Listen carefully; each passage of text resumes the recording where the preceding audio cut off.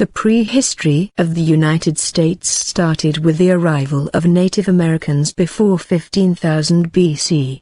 Numerous indigenous cultures formed, and many disappeared before 1500. The arrival of Christopher Columbus in the year 1492 started the European colonization of the Americas. Most colonies were formed after 1600. And the early records and writings of John Winthrop make the United States the first nation whose most distant origins are fully recorded.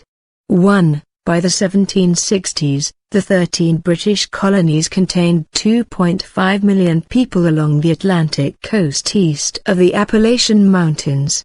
After defeating France, the British government imposed a series of taxes, including the Stamp Act of 1765, rejecting the colonists' constitutional argument that new taxes needed their approval. Resistance to these taxes, especially the Boston Tea Party in 1773, led to Parliament issuing punitive laws designed to end self-government in Massachusetts. Armed conflict began in 1775. In 1776, in Philadelphia, the Second Continental Congress declared the independence of the colonies as the United States. Led by General George Washington, it won the Revolutionary War with large support from France. The Peace Treaty of 1783 gave the land east of the Mississippi River, except Canada and Florida, to the new nation. The Articles of Confederation established a central government, but it was ineffectual at providing stability as it could not collect taxes and had no executive officer. A convention in 1787 wrote a new constitution that was adopted in 1789. In 1791, a Bill of Rights was added to guarantee inalienable rights. With Washington as the first president and Alexander Hamilton his chief advisor, a strong central government was created. Purchase of the Louisiana Territory from France in 1803 doubled the size of the United States. A second and final war with Britain was fought in 1812, which solidified national pride. Encouraged by the notion of manifest destiny, U.S. territory expanded all the way to the Pacific coast. While the United States was large in terms of area, by 1790 its population was only 4 million. It grew rapidly, however, reaching 7.2 million in 1810, 32 million in 1860, 76 million in 1900, 132 million in 1940, and 321 million in 2015. Economic growth in terms of overall GDP was even greater. Compared to European powers, though, the nation's military strength was relatively limited in peacetime before 1940. Westward expansion was driven by a quest for inexpensive land for yeoman farmers and slave owners.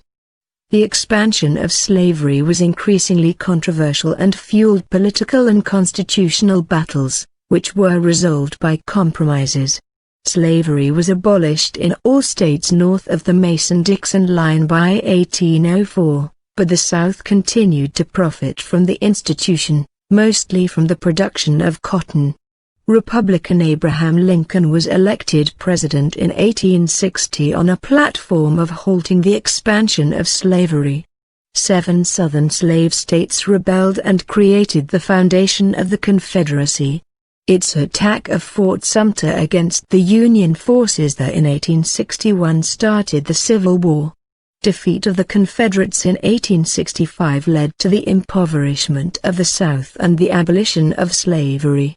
In the Reconstruction era following the war, legal and voting rights were extended to freed slaves. The national government emerged much stronger, and because of the 14th Amendment in 1868, it gained explicit duty to protect individual rights. However, when white Democrats regained their power in the South in 1877, often by paramilitary suppression of voting, they passed Jim Crow laws to maintain white supremacy. as well as new disenfranchising state constitutions that prevented most African Americans and many poor whites from voting. This continued until the gains of the civil rights movement in the 1960s and the passage of federal legislation to enforce uniform constitutional rights for all citizens. The United States became the world's leading industrial power at the turn of the 20th century, due to an outburst of entrepreneurship and industrialization in the Northeast and Midwest and the arrival of millions of immigrant workers and farmers from Europe. A national railroad network was completed and large-scale mines and factories were established. Mass dissatisfaction with corruption, inefficiency, and traditional politics stimulated the progressive movement, from the 1890s to 1920s. This era led to many reforms, including the 16th to 19th constitutional amendments, which brought the federal income tax, direct election of senators, prohibition, and women's suffrage. Initially neutral during World War I, the United States declared war on Germany in 1917 and funded the Allied victory the following year. Women obtained the right to vote in 1920, with Native Americans obtaining citizenship and the right to vote in 1924. After a prosperous decade in the 1920s, the Wall Street crash of 1929 marked the onset of the decade-long worldwide Great Depression. Democratic President Franklin D. Roosevelt ended the Republican dominance of the White House and implemented his New Deal programs, which included relief for the unemployed, support for farmers, Social Security and a minimum wage. The New Deal defined modern American liberalism. After the Japanese attack on Pearl Harbor in 1941, the United States entered World War II and financed the Allied war effort and helped defeat Nazi Germany in the European theater. Its involvement culminated in using newly invented nuclear weapons on 2 Japanese cities to defeat Imperial Japan in the Pacific theater.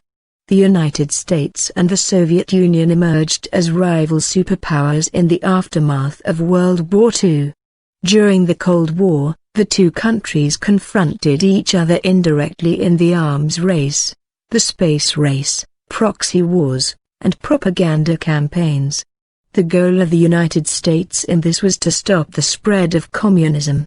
In the 1960s, in large part due to the strength of the civil rights movement, another wave of social reforms was enacted which enforced the constitutional rights of voting and freedom of movement to African Americans and other racial minorities. The Cold War ended when the Soviet Union was officially dissolved in 1991, leaving the United States as the world's only superpower. After the Cold War, the United States' foreign policy has focused on modern conflicts in the Middle East. The beginning of the 21st century saw the September 11 attacks carried out by Al-Qaeda in 2001, which was later followed by wars in Afghanistan and Iraq. In 2007, the United States entered its worst economic crisis since the Great Depression, which was followed by slower than usual rates of economic growth during the early 2010s. Economic growth and unemployment rates recovered by the late 2010s, however these economic gains were erased in 2020 due to the COVID-19 pandemic.